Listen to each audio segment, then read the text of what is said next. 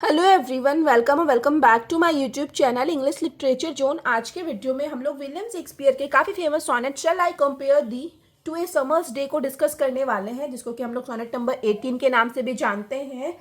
ये जो notes ready कर रखे हैं काफ़ी इजी लैंग्वेज में कर रखे हैं और लगभग ये 5-5.5 पेज का नोट है, जिससे कि आप 10 मार्क्स, 12 मार्क्स या 15 मार्क्स का आंसर आराम से लिख सकते हो। इससे पहले हम विलियम शेक्सपियर के सोनेट नंबर 65, 29 और 116 पे ना ऑलरेडी वीडियो अपलोड कर रखे हैं। ये चौथा सोनेट है विलियम शेक्सपियर का जिसमें कि हम वीडियो अपलोड कर रहे हैं। स्टार्ट करते हैं सबसे पहले इंट्रोडक्शन वाले सेक्शन से। इंट्रोडक्शन में है, shall I compare thee to a summer's day also known as sonnet 18, one of the most famous sonnets written by William Shakespeare. मतलब shall I compare thee to a summer's day, जिसको कि हम लोग sonnet 18 के नाम से भी जानते हैं ना, वो विलियम शेक्सपियर के द्वारा जितना भी सोनेट लिखा गया ना, उनमें से सबसे प्रसिद्ध है।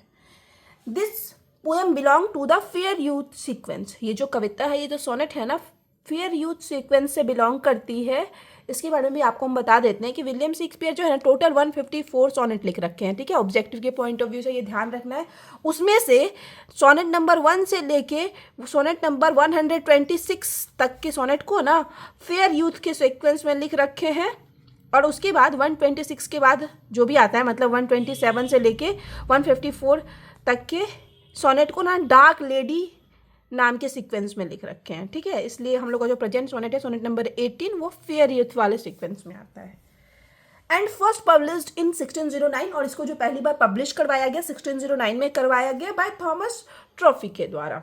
The poet's main purpose in this sonnet is to show that true beauty does not fade and that poetry has the power to make beauty immortal. Poet का जो मुख्य उद्देश्य है इस सोनेट में वो है कि वो दिखाना चाहते हैं कि जो सच्ची सुंदरता होती है ना, वो कभी भी फेड नहीं होती, कभी भी मुरझाती नहीं है, खत्म नहीं होती। और जो पोइट्री होती है, इट मीन्स कविता होती है ना, उसके अंदर ये पावर होता है कविता के अंदर कि वो ना सुंदरता को इमॉर्टल कर दे, मीन्स सुंदरता को अमर कर दे। Shakespeare compares the beloved to nature. Shakespeare जो है इस पोएम में या फिर इस सोनेट में हम लोग कह सकते हैं अपने बिलवेड का कंपैरिजन करते हैं नेचर से, प्रकृति से, और स्पेशली समर, और विशेष रूप से समर के दिनों से, गर्मी के मौसम से कंपैरिजन करते हैं। एंड प्रूव दैट, और बाद में फिर ये प्रूव करते हैं कि the beloved is more beautiful, more constant and more eternal than a summer day. Starting में तो विलियम शेक्सपियर जो है अपनी बिलवेड का कंपैरिजन समर डे से कर देते हैं, लेकिन बाद में वो बताते हैं कि उनकी जो बिलवेड है ना, ज़्यादा सुंदर है, ज़्यादा कॉन्स्टेंट है और ज़्यादा इटर्नल मीन शाश्वत है समर से भी। मतलब अपनी प्रेमिका को, अपनी बिलवेड को समर से भी ज़्यादा अच्छा बताते हैं, ज्यादा सुपीरियर बताते हैं। अब आगे form and structure of the poem, poem के फॉर्म के बारे में बात कर ली, किस तरीके से इस सोनेट को लिखा गया है। Poem is written in form of Shakespearean sonnet. Poem को जो है ना शेक्सपियरियन सोनेट के फॉर्म में लिखा गया है। कंसिस्ट ऑफ 14 लाइन्स, जिसमें कि 14 लाइन्स होती है। ठीक है, विलियम शेक्सपियर का जितना भी सोनेट लिखा गया ना, सब में यही सेम पैटर्न फॉलो किया गया है। तो आप कोई भी सोनेट के बारे में लिख रहे हो ना, तो ये वाला सेक्शन तो सेम लिख ही सकते हो। तो शेक्सपियरियन सोनेट के फॉर्म में लिखा गया है इस पोएम को, जिसमें कि 14 लाइन्स होती थी।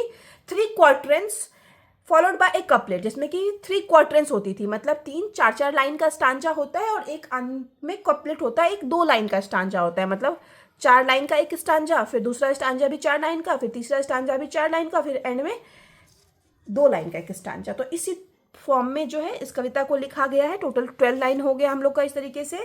इच लाइन हैज 10 साइलेबल, और सारे लाइन में ना 10 साइलेबल है। And written in iambic pentameter, हर लाइन को जो है आयम्बिक पेंटामीटर में लिखा गया है। मीन्स दैट, जिसका अर्थ होता है कि the poem has a fix rhythm in which N unstressed syllable is followed by stressed syllable.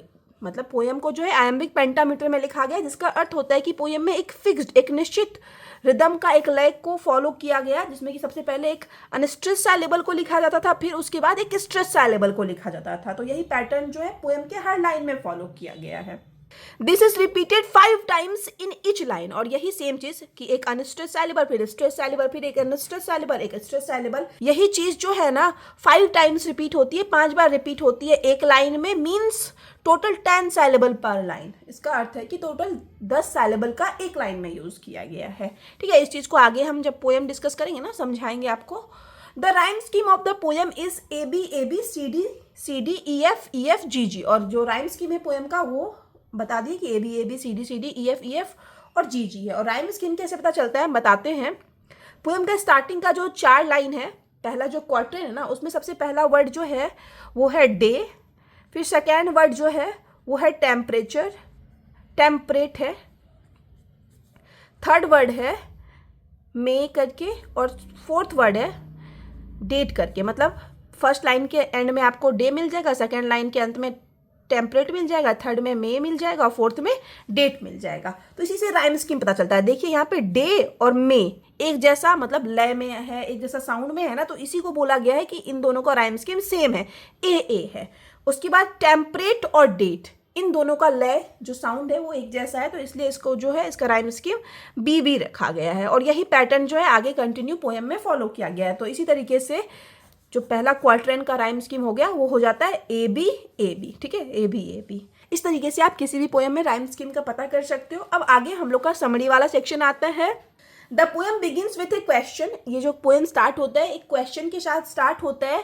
Shell I compare thee to a summer's day, ये पोएम का पहला ही लाइन है और इसी लाइन के साथ पोएम स्टार्ट होती है और यही जो है एज ए टाइटल भी यूज किया गया है। The poet wonders whether he should compare his beloved to a summer day. Poet जो है आश्चर्य व्यक्त करते हैं, आश्चर्य वाला फीलिंग दिखाते हैं कि क्या वो अपनी बिलवेड का कंपैरिजन समर के दिनों के साथ, गर्मी के दिनों के साथ कर सकते हैं। Summer is usually considered beautiful. Usually प्राय जो है समर को ब्यूटीफुल माना जाता है, सुंदर माना जाता है, वार्म गर्म माना जाता है और प्लीजेंट इट मीन्स आनंददायक माना जाता है। So it seems like a good comparison. So starting में पोएट को लगता है कि ये अच्छा कंपैरिजन है, अच्छा तुलना है, हम अपनी प्रेमिका कंपैरिजन समर से कर सकते हैं। बट इमीडिएटली, लेकिन फिर तुरंत ही शेक्सपियर सेज दैट, शेक्सपियर आगे कहते हैं कि his beloved is better than summer, की उनकी जो बिलवेड है ना वो समर से भी बेटर है। Thou art more lovely and more temperate, वो बताती कि उनकी बिलवेड जो है मोर लवली है, ज़्यादा सुंदर है, ज़्यादा टेम्परेट है। Summer can be too hot और अनकंफर्टेबल, कि समर का दिन जो होता है, गर्मी का दिन, वो कभी कभी क्या होता है बहुत ज़्यादा हॉट हो जाता है, अनकंफर्टेबल सा हो जाता है। बट द बिलवेड्स ब्यूटी, लेकिन उनकी जो प्रेमिका की सुंदरता है इज परफेक्ट, वो बिल्कुल परफेक्ट है। Shakespeare then explains why summer is not ideal और परमानेंट। अब शेक्सपियर जो है आगे एक्सप्लेन करते हैं कि क्यों जो समर होता है ना वो आइडियल, आदर्श नहीं है और परमानेंट नहीं है। फिर पोएम का आगे लाइन लिख रखी है as a quotation, rough winds do shake the darling buds of May. तो इस तरीके का लाइन जो है ना, आपको कोई भी क्वेश्चन का आंसर जब आप दे रहे हो तो उसमें आपको ऐसे बीच में एज ए कोटेशन यूज़ करना चाहिए। इससे क्या होता है ना, आपको अच्छा मार्क्स एग्जाम में मिलता है। मीन्स दैट, इस लाइन का अर्थ है कि strong winds of damage the fresh flower of early summer, की समर के दिनों में ना क्या होता है ना, तेज हवाएं चलती है और वो तेज हवाएं क्या करती है, फ्रेश फ्लावर को डैमेज कर देती है, हार्म करती है। Nature's beauty can be destroyed easily, और इस तरह से क्या पोएट बताते हैं कि नेचर की ब्यूटी जो होती है ना, प्राकृतिक जो सुंदरता होती है ना, उसको आसानी से ऐसे डिस्ट्रॉय किया जा सकता है, बर्बाद किया जा सकता है। Summer does not last long, और समर का जो गर्मी है ना वो बहुत लंबा समय तक नहीं चलता। इट एंड्स क्विकली, ये तुरंत ही खत्म हो जाता है। Showing that natural beauty is temporary, ये दिखाते हैं पोएट की जो नेचुरल ब्यूटी होती है ना, जो प्राकृतिक सुंदरता होती है ना, वो टेम्पररी होती है, कुछ समय के लिए होती है, उसका एक निश्चित टाइम होता है, एक टाइम के बाद वो खत्म हो जाती है। Shakespeare continues by pointing out more flaws of summer. अब पोएम में आगे जो है शेक्सपियर फिर से और भी बताते हैं कि क्या क्या जो है समर में फ्लॉज है, फ्लॉज में क्या क्या कमियां हैं, समर में क्या क्या दोष हैं, उन सब चीज़ों को आगे एक्सप्लेन करते हैं। Sometimes too hot the eye of the heaven shines, मतलब वो बताते हैं कि कभी बहुत ज़्यादा गर्म हो जाता है सूर्य जो है।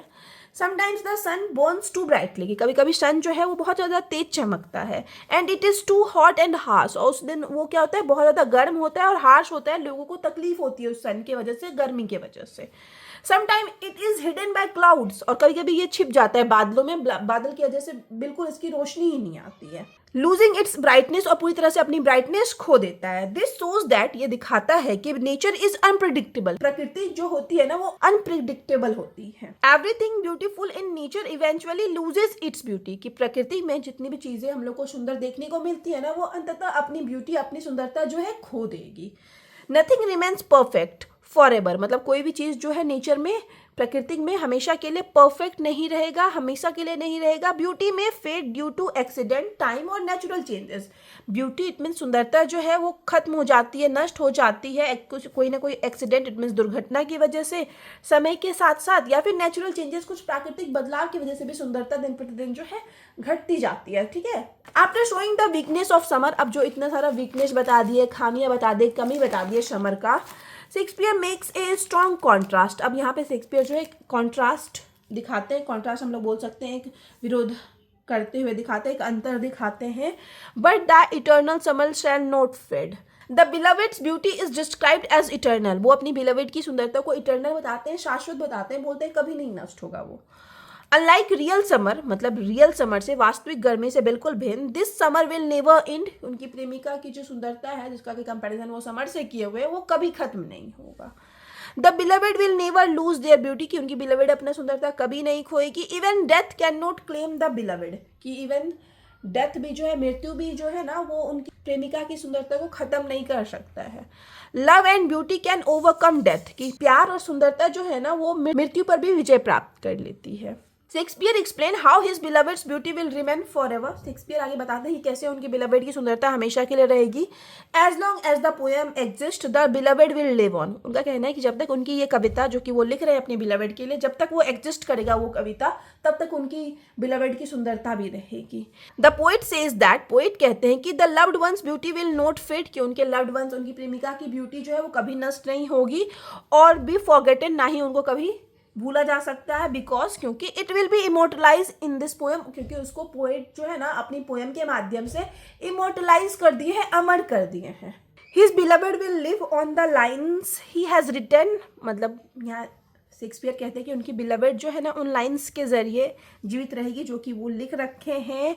And will not fade in death but will continue to grow because of his sonnet, और मृत्यु के साथ जो है उसकी सुंदरता, उनकी बिलवेड की सुंदरता खत्म नहीं होगी, नष्ट नहीं होगी, बल्कि और बढ़ती जाएगी। जैसे जैसे ये सोनेट का जो है ना, मतलब प्रसिद्धि बढ़ेगा, वैसे वैसे बिलवेड की सुंदरता भी और ज्यादा फेमस होती जाएगी, बढ़ती जाएगी। The lines will be eternal, कि ये जो पंक्तियां है ना वो इटर्नल है, शाश्वत है। एंड इन देम, और उनमें, the loveliness which Shakespeare treasures will be preserved all time, और इसमें जो लवलीनेस डिस्क्राइब किए हुए हैं और एक लवलीनेस वाला जो वो ना अपनी बिलवेड की जो सुंदरता छुपाए हुए हैं, खजाना के रूप में संरक्षित रखे हुए हैं, वो क्या होगा, हमेशा के लिए प्रिजर्व रहेगा, हमेशा के लिए संरक्षित रहेगा इन लाइन्स के जरिए उनकी बिलवेड का सुंदरता।